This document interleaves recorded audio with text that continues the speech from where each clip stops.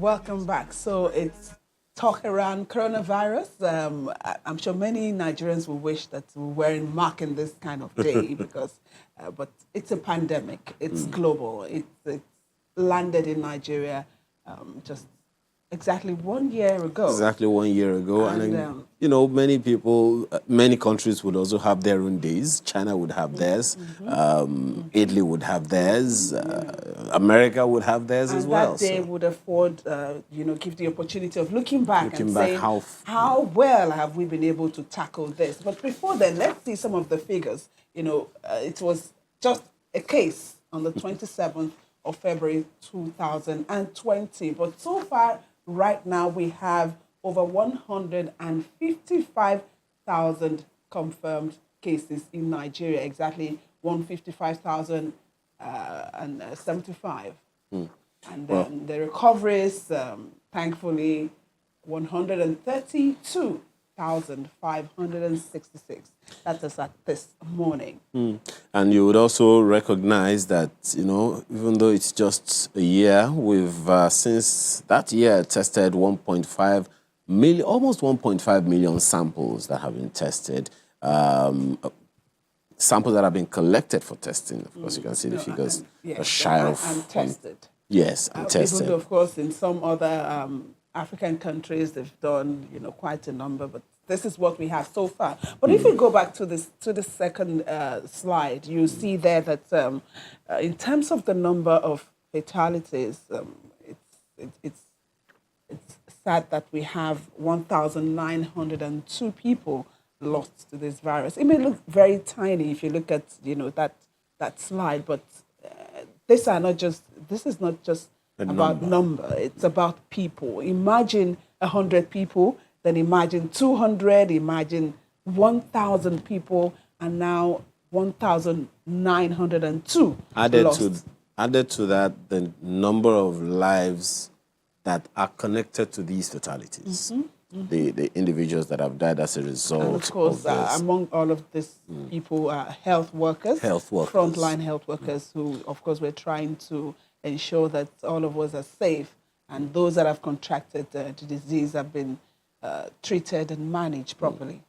Well, you can see that the larger area in red represents the number of people who have recovered, from the disease so far, and it comes about. And that's recoveries from both at the isolation center and those that were treated at home. At least the figures that the NCDC has, 85.5% of all confirmed cases. We also recognize that there are a number of states that are where we have Lagos, the most cases. Yes, Lagos, FCT, Plateau, Kaduna, and Oyo State. And of course, we also have the states with the least numbers.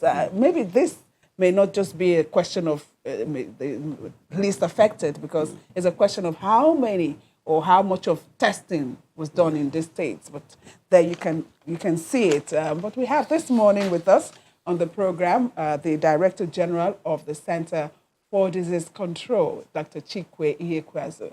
Thank you so much for being with us this morning. Thank you, colleagues. Great to be on your show again on this very important day. Yes. Asade. Great to have you. How has the journey been so far? We weren't looking at, when it started, we had the first case, and we say we have 2 cases, and we say we have 50 cases, and then we have over 155 cases. Yes, when I remember this day exactly a year ago, the night before, we had a few series of tests that turned out negative over the weeks preceding. And then this, on the day before today, a year ago, this astute clinician in Ogun State recognized the risk in a patient that had come back from Europe with symptoms, flu-like symptoms, and actually clicked that this might be COVID-19, and actually decided to take a sample. And then a series of events led to that sample being tested at the Lagos University Teaching Hospital by Professor Milabu and his group, excellent virologist. Once that result looked like it was turning positive, he called me that evening and continued to work I alerted the Honorable Minister of Health that we might be facing our first case. Once that was confirmed later that evening, together with a small team, we worked through the night to prepare the press statement that was then announced to Nigerians on the morning of the next day, explaining what exactly had happened and the fact that we now had a first case. If you remember, the country really pulled together and did a fairly good job in managing that individual. And I think there was only one secondary case from that individual. But the reality is that at the time, our airports were still open, people were still traveling. We really did not understand as much as we do now about the virus, about transmission, about the need for masks and all of that. So we're really shooting in the dark. So that led to this pandemic growing in Nigeria, just like it spread around the world. And we've been on top of this since then. For the past 365 days, the team at NCDC and public health workers at the state level, hospitals, port health services, everyone has been working around the clock to mitigate the impact of this virus and this pandemic in Nigeria. So to your question, where do I think we are? I feel a bit like a child that was going to school and everyone thought that the child would fail outright, fail out of school and flunk out. And at the end of the day, you try, you struggle, you pull your resources, you work hard at night, you read, and you're third or fourth in the class. Yes, you're not top of the class because, there's some resources that were not available to you to be the best you can possibly be. But I think today we can look at ourselves as a country and say we made the very best use of our available resources within a very difficult context. 36 plus 1 states in Nigeria, all who have to be pulled along into this response. A public sector that is often derided for not being able to hold its own, coming together, delivering a response. So I think today really is a day of reflection for me and really for the rest of my team on the year behind us, but also a day to re-energize, knowing that, we still have a long way to go. So we've got to kind of gather our resources and make sure we continue not to let Nigerians down and sustain the response until we really see a radical reduction in cases and get this pandemic under control. Well, looking back now, since you say it's a day of reflection, perhaps it might not be a bad idea to look back indeed and say, wait a minute.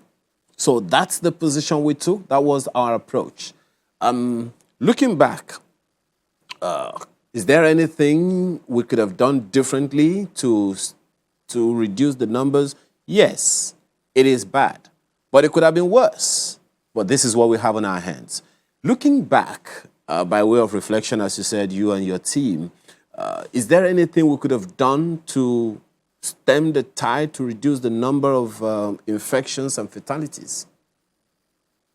For instance, you also talked about, just a moment, you also talked about the fact that at that time, we hadn't closed our airspace, flights from coming in and all of that. I mean, of course, that wasn't, that was not a decision for you to make. But looking back, what are the things we could have done differently? Well, thanks. I think even I'd look further back than just the year. This is looking back at 60 years of nation building and how we place health security and public health in our national discourse and how seriously we take epidemic preparedness and the investment in it. For many years, we've been soliciting for the resources to build up our defenses, to build preparedness, to train the individuals that we need to do this work, to build the scientists, to recruit the virologists. All of this takes resources. And in a country where there is a constraint in resources, this never really rose up the national agenda. And, sometimes it felt like we were accused of crying wolf, So really, to look back, the lesson I hope we can learn from this is, you don't prepare for a fire when your house is ablaze. The work that we have to do to prepare for the future starts now. We live in a country where we're growing, our population is growing at 3% per annum. in the middle of the tropics, very difficult socioeconomic conditions. The fact is, Ayo, we will be faced with more emerging infectious diseases. Absolutely, we will in the future. Okay. But the challenge, what do we do now to prepare for these events when they happen? Because, just a moment. You have referenced 60 years back, and there were some practices we had then which we seem to have dropped. We'll take a look at them in a moment when we return.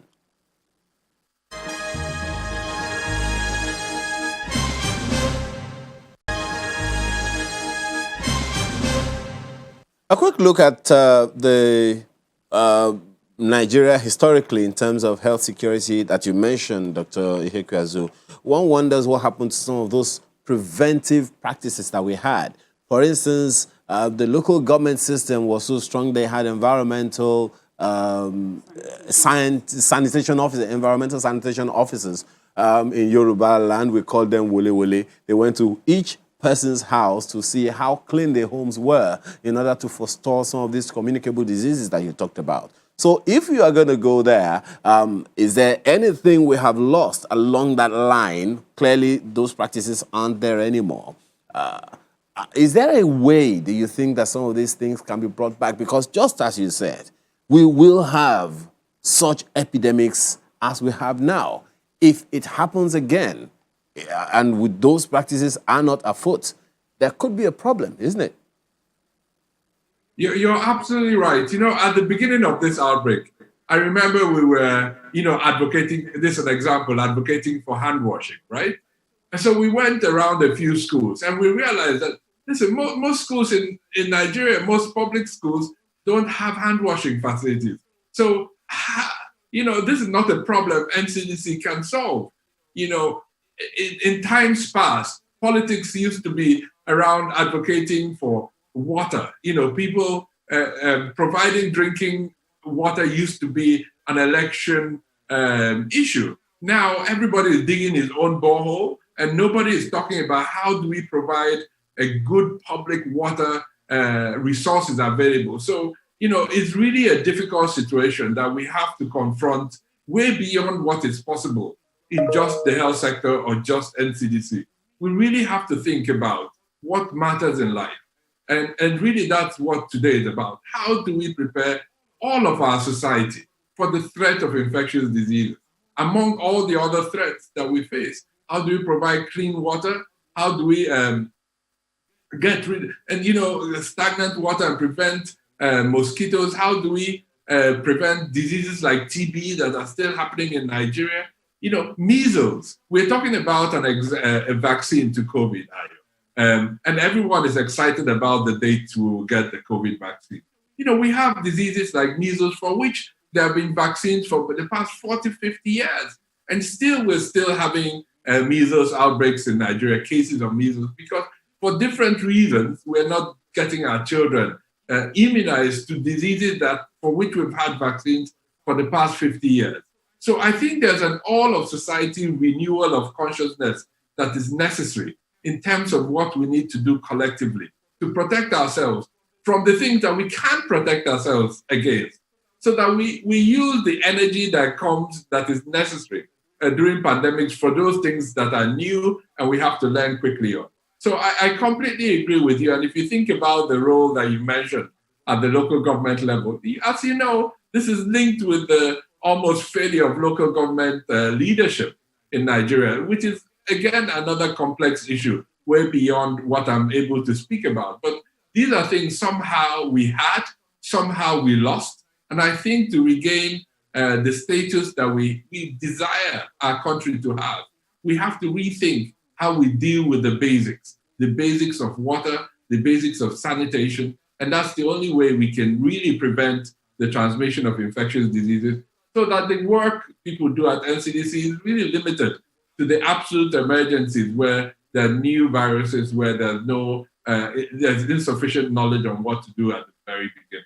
What you have said now further underscores what the PTF COVID-19 chairman said as well about the state of health infrastructure in the country. And clearly, some work has been done in that regard. But how significant is what has been done in shoring up our health infrastructure across the 36 states of the country or across the region, whichever one, the PTF COVID-19 is enabled or empowered to effect any change in, given, as you said, if we are able to do this now, we are literally preparing ourselves against another outbreak. Yes, when the chair of the PTF, who is also the secretary to the government of the Federation, Mr. Boss Mustafa, made this statement, he made at National Assembly, for which a certain part of the media criticized, he really showed his honesty and integrity in delivering his leadership to the PTF. And he has encouraged all of us to be honest and open with what we see in order that we can start a journey of rehabilitation. And he has said this in every press conference he has led on, over 70 of them since the beginning of this pandemic, openly communicating with people that this is our reality. This is the state of our health sector. This is the consequence of the underinvestment in years. Now, what are we going to do? In the areas that we lead on at NCDC, we've already spoken about, this is almost a miracle in terms of what has happened to laboratory infrastructure across the country, and not just what NCDC is doing. Just yesterday, the Ondo State government opened a new molecular lab that they had built themselves. The same is happening across the country, where we are invited to then support, not build. We have supported many of these. And so that whole landscape, that whole area is unrecognizable from where it was a year ago. Is it sufficient for a country of 200 million?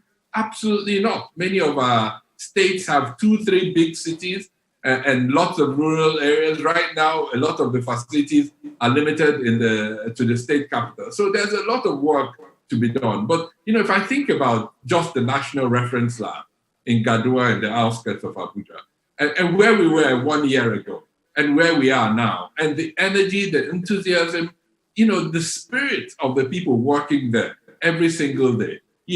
Our big challenge, Ayo, is how we sustain this into the future and to make sure that the investments that we have made in health infrastructure and health security this year lives way beyond the outbreak, so that when COVID-19 is no longer a topic for sunrise on channels, that people still remember that there's important work happening in the background.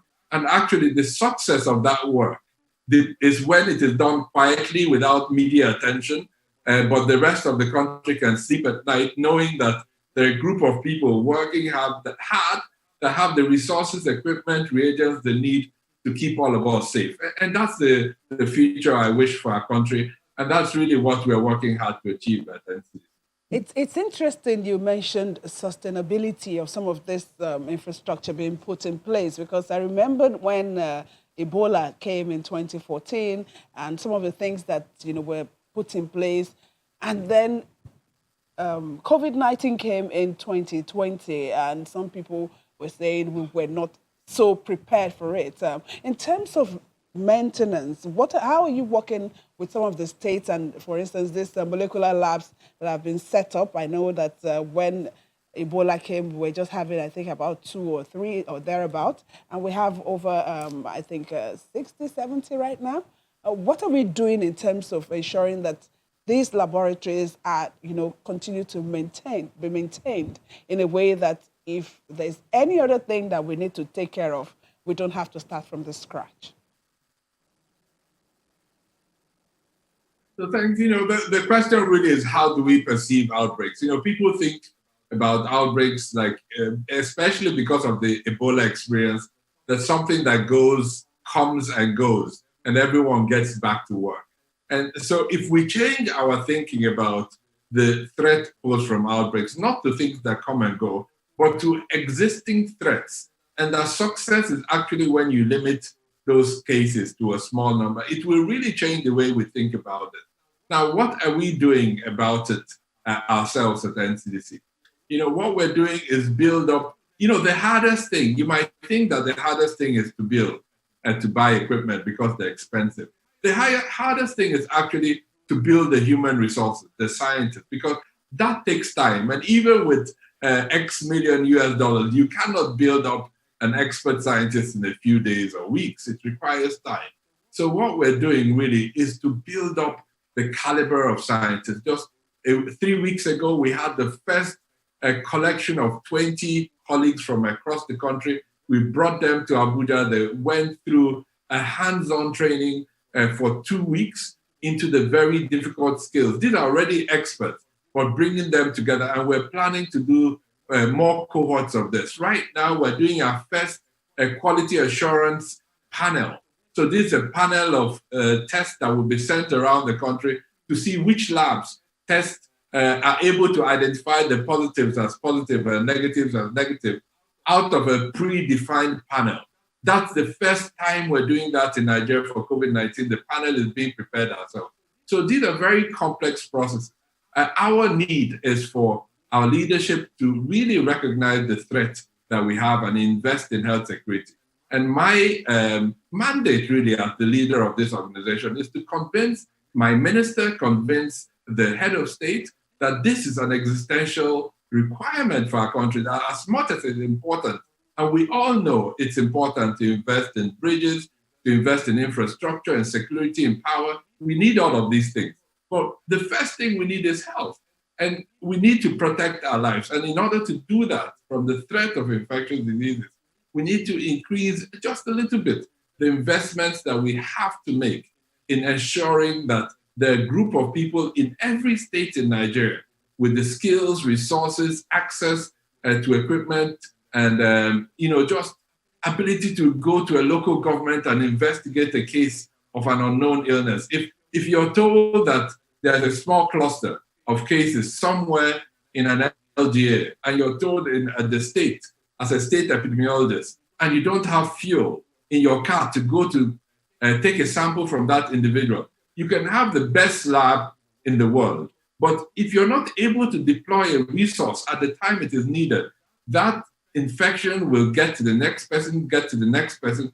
At some point, it's a story in the media, and people wondering what happened. What happened is that somebody did not have 10,000 naira to put fuel in his vehicle to go and investigate the first case. And that's why health security is much more complex than many people understand. And it's the reason why we really need to come together as a country, recognize this as a priority, and build towards sustainability in our response.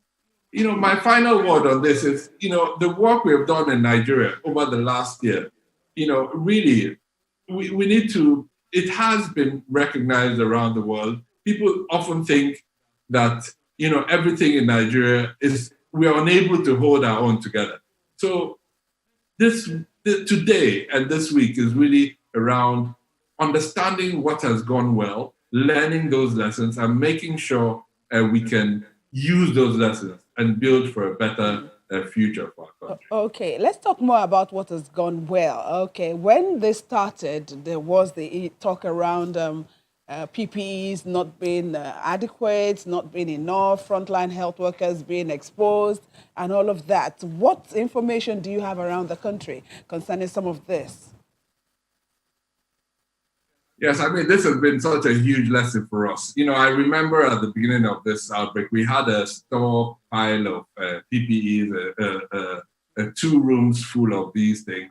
When these things happen, you never imagine that there'll be a time where airports will be shut. You imagine that if you need things, you can always procure. But we quickly realized that, listen, we were in for a real challenge.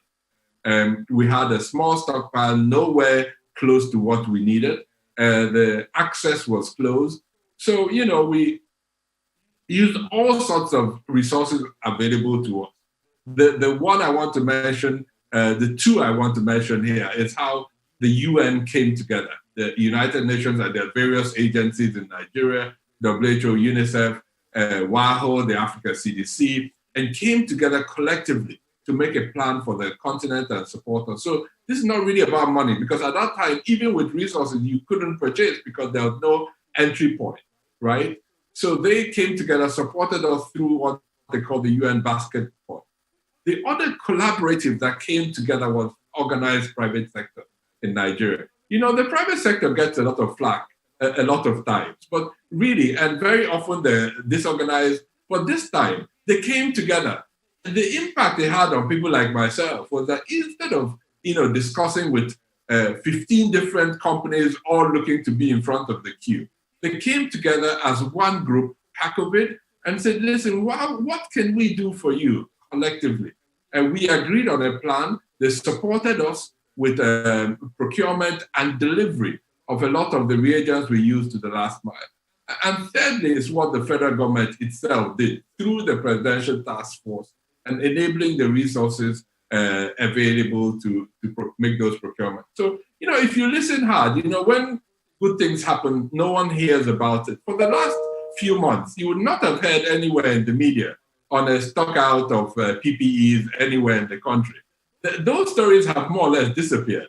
They've disappeared because every month we have sustained a supply chain across Nigeria. All 36 plus 1 states have received a significant amount of PPEs every single month. It goes to the state and to the federal teaching hospitals or FMCs across this country. We've not missed a single month. Of course, this doesn't provide all the supplies in the states. The states still make their own procurements in addition. But this whole supply chain is now fluid. We have data to show exactly what has been procured, exactly where it has gotten to. And this is why we've sustained the supply chain of PPEs. But PPEs, remember, on their own, don't save lives.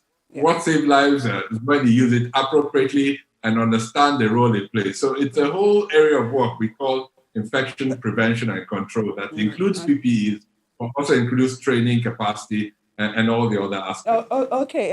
What then would you say in this past 1 year is, the biggest challenge that you've had to face?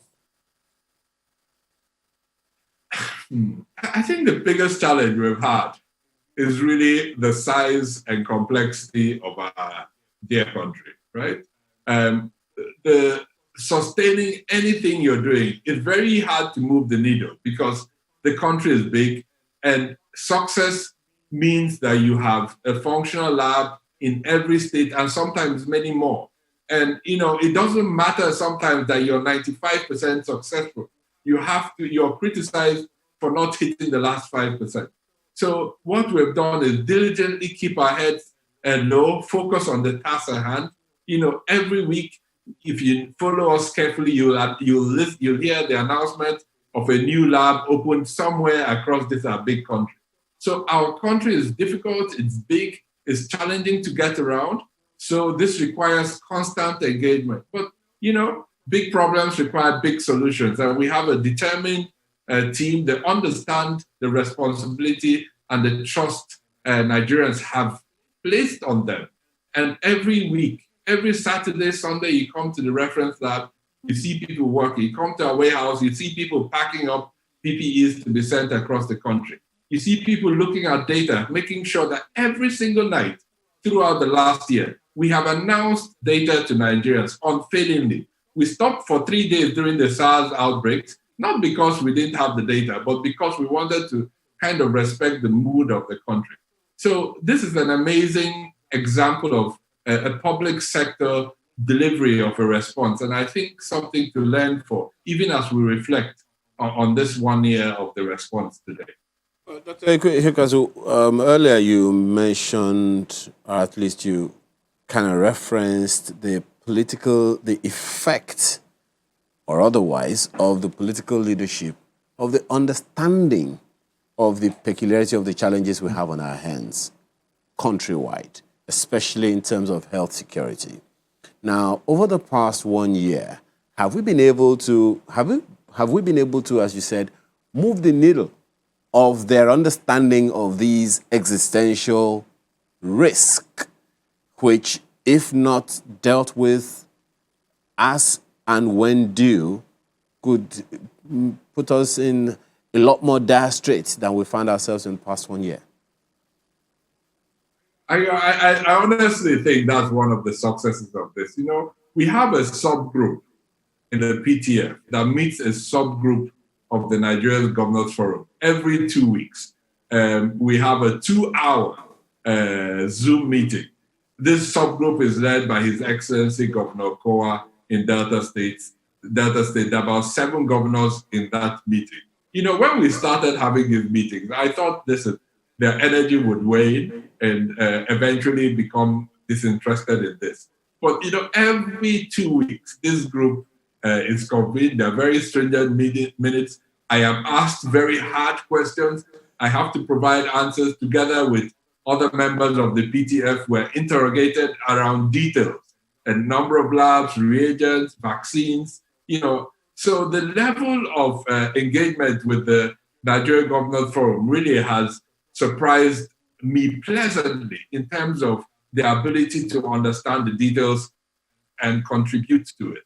So, I do think we've made a dent, and I do think something has shifted. And why is this the case? I think everyone recognized that despite the numbers, the big thing that happened last year was the disruption in the economy and the impact that had on our earnings, on our way of life, on our ability to govern. And once there's a threat that not only causes a public health threat, but causes a threat to the economy and its ability to function.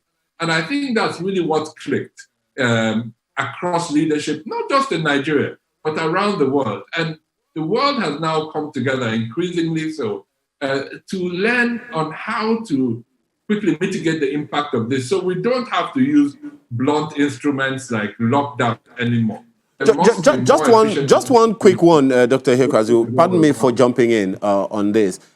In this conversation with the subgroups that you talked about now, has it come up, to strengthen the health infrastructure at the local government levels so that these environmental sanitation officers that we talked about can help to nip these other issues that you talked about in the bud, measles, Lassa fever, and the rest of them? So everything has come up, including that, right? When we speak, generally the discussions are compartmentalized into what do we do in the immediate, in the medium term, and in the longer term. So everyone recognizes, in fact, all the governors recognize that they have to rethink the medium and longer term and start thinking about that in their own states. And in fact, in some states, this has actually started happening. And when we say we want to do one lab, they say, no.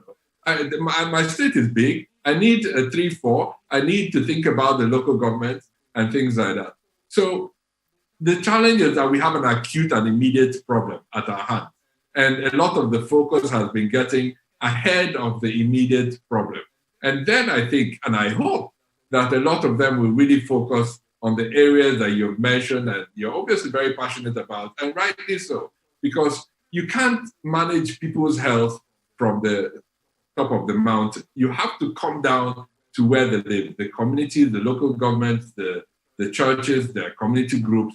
And that's really where real public health intervention and community engagement really, really happen.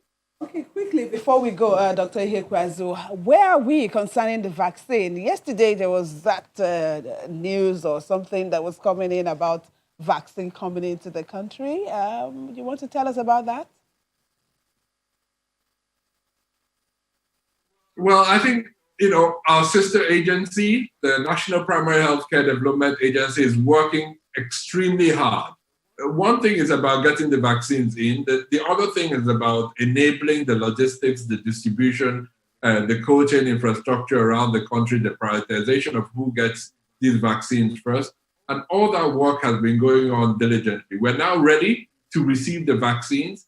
It's public knowledge that about 4 million doses have been coming in fairly soon. We don't know the exact date because it doesn't depend on us. It depends on the packaging and shipping and the logistics of the colleagues working at COVAX. But they've told us that, listen, Nigeria is a priority and they're working very hard. I think it's a matter of days, not weeks. And so we look forward to receiving those shots very soon. We've seen Ghana and Cote d'Ivoire receive their first allocations. The allocation to Nigeria is over 5 times the allocation to Ghana in the first instance as a result of the size of our population. So it takes a bit longer to put it all together. But we are confident that we'll get these vaccines very soon into our country. Thank you so much, Dr. Chikwe Ihekwazu, the Director General of the Nigeria Center for Disease Control, for coming on this day to talk to us about the journey so far in handling COVID-19 in Nigeria. Thank you once more. Thank you for having me, and have a good weekend. You too. Okay, so we'll take another quick break. When we come back, we'll be talking about downstream sector.